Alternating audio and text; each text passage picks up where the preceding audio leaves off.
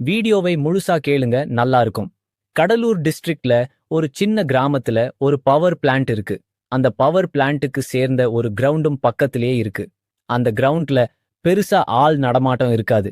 கரெக்டா ஜனவரி 2ஆம் தேதி 2029 வருடம். நல்லா மழை பெய்யுது. அந்த கிரவுண்ட்ல ஒருத்தர் ஓடுறாரு. ரொம்ப மழை பெய்யுதே, வீட்டுக்கு போலாமேன்னு சொல்லிட்டு அந்த கிரவுண்ட் வழியா ஓடுறாரு. ஓடும்போது திடீர்னு ஒரு கட்டை மாதிரி ஒரு பொருள் அவர் கால்ல தடுக்கி அவர் கீழே விழுவுறாரு. என்ன அதுன்னு சொல்லிட்டு கிட்ட போய அந்த கட்டை மேல டார்ச் அடிச்சு பார்க்கறாரு.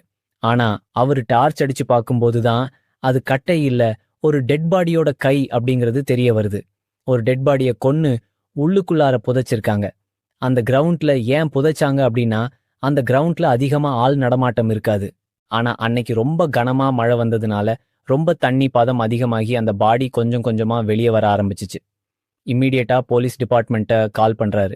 அந்த ஏரியாவோட தாசில்தார், விஓ எல்லாமே அந்த இடத்துல வந்து ஆஜராகுறாங்க. அந்த இடமே ரொம்ப கும்பலா இருக்கு. ஏன்னா ஒரு கிராமத்துல எல்லாமே வாழ்ந்துட்டு இருக்க ஒரு பகுதியில நடுவுல அந்த பவர் பிளான்ட்டுக்கு பக்கத்திலேயே ஒருத்தவங்க வந்து டெட் பாடியே புதைச்சிட்டு போயிருக்காங்க. ஆனா அந்த கிராமத்துல இருக்க யாருக்குமே அது தெரியல. அந்த இடத்த தோண்டி எடுக்கிறாங்க. ஃபாரன்சிக் டீம் எல்லா எவிடன்ஸுமே கலெக்ட் பண்றாங்க. உள்ளுக்குள்ளார ஒரு ஆணோட டெட் பாடி தான் இருக்கு. அவருக்கு 28ல இருந்து 35 வயசு இருக்கிற மாதிரி இருக்கு. ஆல்ரெடி உடம்பெல்லாம் அழுகி போன ஸ்டேஜ்ல தான் இருக்கு. அந்த இடத்துல டெட் பாடியை புதைச்சு ஒரு 10ல இருந்து 15 நாள் ஆகும் அப்படிங்கிறது அவங்களுக்கு தெரிய வருது. அந்த பாடியை போஸ்ட்மார்ட்டம் ரிப்போர்ட்டுக்கு அனுப்பிச்சு விடுறாங்க. போஸ்ட்மார்ட்டம் ரிப்போர்ட்ல இவருக்கு ஒரு 30 வயசு பக்கம் இருக்கும். 15 நாளைக்கு முன்னாடியே இவர் இறந்துட்டாரு. இவரை ஏகப்பட்ட டைம் ஒரு கத்தி வச்சு குத்தி இருக்காங்க. குத்தி கொடூரமா கொலை பண்ணியிருக்காங்க. கொலை பண்ணிட்டு தான் இங்க வந்து புதைச்சிருக்காங்க அப்படிங்கிற எல்லா ரிப்போர்ட்டுமே வருது. பக்கத்துல ஏதாச்சும் எவிடன்ஸ் இந்த டெட் பாடி கிட்ட இருந்த ஒரு பேக்கோ இல்ல மொபைலோ ஏதாச்சும் இருக்கும். இந்த டெட் பாடி யாரு அப்படிங்கிறதே போலீஸ்க்கு ஒரு ஐடியாவுமே இல்ல. சுத்தி முத்தி எல்லாத்தட்டையுமே விசாரிக்கிறாங்க. பக்கத்துல இருக்க வீட்ல விசாரிக்கிறாங்க. யாருக்குமே இவர் யாரு அப்படிங்கிற ஐடென்டிஃபையே பண்ண முடியல. முக்கியமா முகம் வேற தெரியவே இல்ல. போலீஸ்க்கு இருந்துற ஒரே ஒரு கக்ளூ என்னன்னா, அந்த டெட் பாடியோட ஒரு கையில எஸ் தீபான்னு சொல்லி பச்சை குத்து இருந்துச்சு. இன்னொரு கையில பிகேஸ்ன்னு சொல்லி பச்சை குத்தி இருக்கு. இந்த கக்ளூ வச்சுக்கிட்டு எங்க நம்ம தேடுறதுன்னு சொல்லிட்டு பக்கத்துல இருக்கிற எல்லா சிட்டில இருக்கிற போலீஸ் ஸ்டேஷன்லயும் இவங்க போய் கம்ப்ளைண்ட் பண்றாங்க. என்ன அப்படின்னா, இந்த மாதிரி ஒரு வயசுல மிஸ்ஸிங் கம்ப்ளைண்ட் ஏதாவது பதிவாயிருக்கா அப்படிங்கிறத கேட்க ஆரம்பிச்சாங்க. பொதுவாவே ஒரு டெட் பாடி கிடைச்சிருக்கு. அது யாருன்னு தெரியலன்னா பக்கத்துல இருக்க போலீஸ் ஸ்டேஷன் எல்லாத்துட்டையுமே கொடுத்தா ஒரு மிஸ்ஸிங் கம்ப்ளைண்ட் கண்டிப்பா ஃபைல் ஆயிருக்கும். அவங்க கண்டிப்பா இதை செக் பண்ணுவாங்க அப்படிங்கிற நம்பிக்கையில தான் எல்லா போலீஸ் ஸ்டேஷனுக்குமே இவங்க இந்த விஷயத்தை அனுப்பிச்சு விடுறாங்க. அப்படி எல்லா விஷயங்களையும் செக் பண்ணும்போது தான் பக்கத்துல இருக்கிற ஒரு கிராமத்துல சத்யராஜ்னு சொல்லி ஒரு மிஸ் ஆயிருக்காரு. அந்த சத்யராஜோட வயசு, அவர் மிஸ் ஆன டைம், இந்த டெட் பாடியோட போஸ்ட்மார்ட்டம் ரிப்போர்ட்ல எப்ப கொலை பண்ணாங்க அப்படிங்கிற டைம் எல்லாமே மேட்ச் ஆனுச்சு. அதனால அந்த சத்யராஜோட வைஃப் கூப்பிடுறாங்க. சத்யராஜோட வைஃப் தான் என்னோட ஹஸ்பண்ட காணும்னு சொல்லிட்டு 2 வாரத்துக்கு முன்னாடி கம்ப்ளைண்டே கொடுத்தாங்க. சத்யராஜ்க்கு 32 வயசு பக்கம் ஆகுது. முக்கியமா இதுல சத்யராஜோட வைஃப் பேரு தீபா. அந்த டெட் பாடியோட கையில பச்சை குத்தி இருந்ததும் தீபா அப்படின்னு சொல்லி பச்சை குத்தி இருந்துச்சு. வித்தியாசமான கூறி போல. அதனால தீபாவை கூட்டிட்டு போய் அந்த டெட் பாடியை ஐடென்டிஃபை பண்ண வைக்கிறாங்க. தீபா கத்தி கதறி அழுகுறாங்க. இது என்னோட ஹஸ்பண்டான சத்யராஜ் தான்.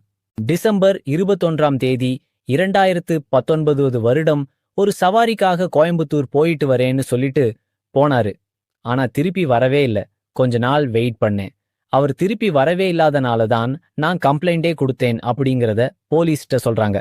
சத்யராஜ் ஒரு வேன் டிரைவரா தான் இருக்காரு. வேன் எடுத்துக்கிட்டு எங்கெங்கெல்லாம் சவாரி கிடைக்குதோ அந்த இடத்துக்கு எல்லாத்துக்கும் போவாரு. அடிக்கடி வெளியூருக்கு போயிட்டு தான் வருவாரு. இவரை யாரு கொன்னாங்க அப்படிங்கிற ஐடியாவே போலீஸ்க்கும் இல்ல. அதே மாதிரி தீபா கிட்ட கேட்டா எங்களுக்கு எதிரிகள்னு சொல்லிட்டு யாருமே இல்ல. யாரு இந்த கொடூரமான விஷயத்த பண்ணியிருப்பாங்கங்கிறது தெரியல அப்படிங்கிறதா போலீஸ்ட்ட சொல்றாங்க. அடுத்ததா சத்யராஜோட ஃபோன் நம்பர் தீபா கிட்ட இருந்து வாங்குறாங்க. ஃபோன் நம்பர் வாங்கி அந்த ஃபோன் எங்க ஸ்விட்ச் ஆஃப் ஆனுச்சுன்னு பாங்குறாங்க. கரெக்டா அவர் எங்க இறந்திருக்காரோ அங்கேதான் ஸ்விட்ச் ஆஃப் ஆயிருக்கு. இதுவரை ஸ்விட்ச் ஆனே ஆகல. அடுத்ததா இவர் கடைசியா கால் பண்ண ரெக்கார்ட்ஸ்லாம் என்னென்ன அப்படின்னு செக் பண்ணும்போது தான் ஐயப்பன்னு சொல்லிட்டு அதே கிராமத்துல இருக்கிற ஒருத்தவருக்கு கால் பண்ணிருக்காரு. தீபா கிட்ட ஐயப்பன் யாருன்னு கேட்கும்போது சத்யராஜோட கக்ளோஸ் ஃப்ரெண்ட் அப்படிங்கிறது தெரிய வருது. ஐயப்பன் அவரோட வேனை தான் சத்யராஜ் கிட்ட கொடுத்து ஓட்ட சொல்லிட்டு இருந்தாரு. கொஞ்ச நாள் கழிச்சு ஏதோ ஒரு பிரச்சனைனால ஐயப்பனே திருப்பி அந்த வேனை எடுத்துட்டு போயிட்டாரு அப்படிங்கிற இன்ஃபர்மேஷனும் போலீஸ்க்கு தெரிய வருது. ஸோ இப்போ போலீஸ்க்கு டவுட் எல்லாமே யார் இந்த ஐயப்பன், ரியலி சத்யராஜோட பிரெண்ட் தானா? எதுக்கு ஃபர்ஸ்ட் ஒரு வேனை ஓட்டுறதுக்கு கொடுத்துட்டு அதுக்கப்புறம் இவங்களுக்குள்ளார என்ன சண்டை நடந்துச்சு, எதனால திருப்பி அந்த வேனை வாங்கினாரு, ஒருவேளை இவன் தான் கொண்டிருப்பானோ அப்படின்னு சொல்லிட்டு ஐயப்பனோட வீட்டுக்கே போறாங்க. அதே இடத்துல ஐயப்பனை அரெஸ்ட் பண்றாங்க. என்கொயரி பண்ண ஸ்டார்ட் பண்றாங்க. போலீஸோட ஸ்டைல்ல ஐயப்பனை ஒரு நாள் முழுக்க வச்சு என்கொயரி பண்ணும்போது ஐயப்பன் எல்லா ஷாக்கிங்கான விஷயத்தையுமே சொல்றாரு. இதுல முக்கியமான விஷயம் என்னன்னா, ஐயப்பனும் சத்யராஜோட வைவான தீபாவும் சேர்ந்து தான் சத்யராஜ் கொலையே பண்ணியிருக்காங்க. அவங்க கொலை பண்ணதுக்கு ₹1,00,000 செலவு பண்ணி ஒரு கான்ட்ராக்ட் கில்லர்ஸ் எடுத்து 4 பேர் சேர்ந்து சத்யராஜ் கொலை பண்ணியிருக்காங்க. ஐயப்பன்ட்ட எல்லா விஷயங்களும் விசாரிச்சதுக்கு அப்புறம் அடுத்ததா தீபாவை அரெஸ்ட் பண்றாங்க. தீபா கிட்டையும் விசாரிக்கிறாங்க. நீ கொலை பண்றதுக்கான முக்கியமான ரீசன் என்ன, உனக்கும் ஐயப்பனுக்கும் என்ன தொடர்பு, இந்த மாதிரி எல்லா விஷயங்களையுமே விசாரிக்கிறாங்க. அப்பதான் போலீஸ்க்கு ஒவ்வொரு உண்மையா வெளியே வருது. சத்யராஜுக்கு 32 வயசு. அந்த வயசுல தான் அவருக்கு கல்யாணமே ஆச்சு. சத்யராஜ் அவங்க அப்பா சின்ன வயசுலயே இவங்க எல்லாத்தையுமே விட்டுட்டு போயிட்டாரு. வேற ஒரு பொண்ணு கூட போனதுனால சத்யராஜ் அவங்க அம்மா கூட தான் வாழ்ந்தாரு. சத்யராஜும் 2 தம்பிகளும் இருக்காரு. சத்யராஜ்க்கு 32 வயசு பக்கம் இருக்கும்போது கிளீனர் வேலை, டிரைவர் வேலை, இந்த மாதிரி மாத்தி மாத்தி சில வேலைகள் பார்த்துக்கிட்டே தான் இருந்தாரு. பெருசா ஒன்னும் படிக்கல. ஒரு வேன் டிரைவரா இருக்கும்போது தான் தீபாவை சந்திச்சிருக்காரு. தீபா ஒரு பிரைவேட் ஹாஸ்பிடல்ல நர்ஸா வேலை பார்த்துக்கிட்டு இருக்காங்க. தீபாவும் சத்யராஜும் காதலிக்கிறாங்க. 2 பேருமே உண்மையாதான் இருக்காங்க. கல்யாணமும் பண்ணிக்கிட்டாங்க. அவங்க வீட்ல ஜாதிக்காக எவ்வளவோ எதிர்ப்பு வந்தாலும் இவங்க 2 பேரும் கோயில்ல போய் கல்யாணம் பண்றாங்க. கல்யாணம் பண்ணிட்டு ரொம்ப நல்லபடியா சந்தோஷமா வாழ்றாங்க. இவங்களுக்கு 2 ஆண் குழந்தைகளும் பிறக்குது. ஆனா இந்த மாதிரி லைஃப் எல்லாமே நீட்டா முன்னேறிட்டு வரும்போது சத்யராஜுக்கு கொஞ்சம் கொஞ்சமா குடிப்பழக்கம் வர ஆரம்பிச்சிச்சு. அவரு வேன் டிரைவர் அப்படிங்கிறதுனால எங்கெங்கெல்லாம் போறாரோ ஏகப்பட்ட கான்டாக்ட்ஸ் வச்சு எல்லா இடத்துலயும் குடிச்சிட்டு வர ஆரம்பிச்சாரு. அந்த குடிப்பழக்கம் அதிகமாகும் போது அதுவே அவரோட வாழ்க்கை ஆயிடுச்சு. குடிக்க குடிக்க அவர் வேலைக்கே போறதை நிறுத்தினாரு. அவர் வேலைக்கு போறதை நிறுத்தினதுக்கு அப்புறம் அடிக்கடி இவன் குடிச்சிட்டு வரான் இல்ல வேலைக்கு வரமாட்டான்னு சொல்லிட்டு வேலையை விட்டு ஓனர் நிறுத்துறாரு. டோட்டலா சத்யராஜ் குடும்பத்துக்கு சத்யராஜ்னால சம்பாத்திய பணம் எதுவுமே வராமே போச்சு. அதனால தீபா எக்ஸ்ட்ரா உழைக்க ஆரம்பிச்சாங்க, கஷ்டப்பட ஆரம்பிச்சாங்க. சத்யராஜ் கூட ஏகப்பட்ட சண்டை வந்துச்சு. இந்த குடிப்பழக்கத்தை விடு அப்படின்னு சொல்லும்போது சத்யராஜால விடவே முடியல. தீபா ஒரு பிரைவேட் ஹாஸ்பிடல்ல ஒர்க் பண்ணிட்டே இருக்கிறதுனால அந்த சம்பளம் வச்சுதான் அவங்க குடும்பம் எல்லாமே ஓடுது. இந்த மாதிரி சத்யராஜ் வீட்ல சும்மாவே இருக்கும்போது நிறைய சொந்தக்காரங்க வந்து ஹெல்ப் பண்ணாங்க. ஆனா சத்யராஜ் வேலைக்கு போறதுக்கு தயாராகவே இல்லை. சில பேர் வேன்லாம் கொடுத்து ஹெல்ப் பண்ணா கூட அவர் வேன் ஓட்டாம அந்த வேனுக்கு வேற ஒரு ஆள் வச்சு ஓட்டிட்டே இருந்தாரு. இந்த மாதிரி ஏகப்பட்ட விஷயங்கள் சத்யராஜோட லைஃப்ல குடிப்பழக்கம் அப்படிங்கிற ஒரு விஷயத்தால எல்லாமே பாலா போச்சு. அப்பதான் ஐயப்பன் அப்படிங்கிற ஒரு கேரக்டர் உள்ளார வந்தாரு. ஐயப்பன் அதே ஏரியால சத்யராஜோட பிரெண்ட் தான். ஐயப்பன் உள்ளார வந்து தீபா கிட்ட பேசி, என்கிட்ட ஒரு மினி வேன் இருக்கு, அது உன்னோட கணவருக்கு தரேன், ஓட்டி கொஞ்சம் சம்பாதிக்க சொல்லு அப்படிங்கறத சொல்றாரு. சத்யராஜும் என்ன நினைக்கிறாரு, ஓகே நம்மளோட நண்பன் வந்து நமக்கு வேன் தரான், நம்ம அதை ஓட்டி கொஞ்சம் கொஞ்சமா சம்பாதிப்போம்னு சொல்லிட்டு குடிப்பழக்கத்தை எல்லாத்தையும் கொஞ்சம் தள்ளி வச்சுட்டு அந்த வேன் எடுத்து அவரு ஓட்ட ஆரம்பிக்கிறாரு. ஆனா அந்த வேன் எடுத்து சத்யராஜ் ஓட்ட ஆரம்பிக்கும் போது தன்னோட பிரெண்டே நமக்கு துரோகம் பண்ணுவான் அப்படின்னு சொல்லி அவர் நினைக்கவே இல்லை. இன்னைக்கு ஐயப்பன் வந்து வேன் தந்தாரோ அப்ப இருந்து தீபாவும் ஐயப்பனும் பேச ஆரம்பிக்கிறாங்க. 2 பேரும் நண்பர்கள் ஆகுறாங்க. அடிக்கடி சத்யராஜுக்கு தெரியாம சந்திக்க ஆரம்பிக்கிறாங்க. இவங்க 2 பேர்த்துக்குள்ளார ஒரு தப்பான ரிலேஷன்ஷிப் கிரியேட் ஆகுது. சத்யராஜ்க்கு தெரியாமையே அடிக்கடி சொந்த வீட்லயே சத்யராஜ் குடிச்சிட்டு தூங்கிட்டே இருக்கும்போது இவங்க 2 பேரும் பாலியல் ரீதியா உல்லாசமா இருக்காங்க. சத்யராஜ் இருக்கும்போதே இப்படி பண்றாங்க அப்படின்னா சத்யராஜ் 2 நாள் 3 நாள் பக்கம் சவாரிக்கெல்லாம் போயிட்டு வரும்போது டோட்டலா ஐயப்பன் தீபா கூட தான் வீட்ல தங்கி இருக்காரு. இது அந்த ஊர் மக்கள் எல்லாத்துக்குமே தெரியும். ஆனா யாருமே சத்யராஜ் கிட்ட சொல்லவே இல்லை. இவங்க குடும்பத்துல நடக்கிற அசிங்கம் நமக்கு எதுக்கு, நம்ம எதுக்காக சொல்லணும்னு சொல்லிட்டு எல்லாமே அவங்க வேலையை பார்த்துட்டு இருந்தாங்க. சத்யராஜ்க்கு இத டோட்டலா தெரியவே இல்லை. எல்லா விஷயங்களும் நடந்துட்டு இருக்கும்போது சத்யராஜுக்கு தெரியாம இவங்க 2 பேரும் ஒரே வீட்ல தப்பு பண்ணிட்டு இருக்கும்போது தான் சத்யராஜுக்கு கொஞ்சம் கொஞ்சமா தோண ஆரம்பிச்சிச்சு. இப்பெல்லாம் நம்மளோட மனைவி நம்ம கூட நெருங்கியே வரமாட்டேங்கிறா. நம்மளோட லைஃப்ல என்ன நடக்குது? நம்மளோட மனைவி ஏதாச்சும் தப்பு பண்றாளாங்கிறத யோசிக்க ஆரம்பிச்சாரு. ஒரு நாள் கோயம்புத்தூர் சவாரி போறேன், 2 நாள் ஆகும்னு சொல்லிட்டு போனவரு கோயம்புத்தூர்ல வேலை முடிச்சிட்டு அடுத்த நாளே வீட்டுக்கு வந்தாரு. அந்த வீட்டுக்கு வரும்போது அவரு கதவை திறந்து பார்க்கும்போது அவருக்கு ஒரு அதிர்ச்சியான விஷயம். தன்னோட மனைவி தன்னோட நெருங்கிய நண்பர் கூட பாலியல் ரீதியா உல்லாசமா இருக்கிறத கண்ணால பாங்குறாரு. இவரை பார்த்தோன்னா அவங்க 2 பேரும் எந்திரிச்சு அதிர்ச்சியோட நிக்கிறாங்க. அடுத்தது என்ன பண்ணலாம் அப்படிங்கிறது தெரியல. 2 ஆண் குழந்தைகளும் பக்கத்து ஒரு ரூம்ல தூங்க வச்சிருக்காங்க. நினைச்சு பார்க்கவே இவருக்கு அடுத்தது என்ன பண்ணலாம், இவங்க 2 பேத்தையும் கொன்றலாமாங்கிற லெவலுக்கு கோபம் வருது.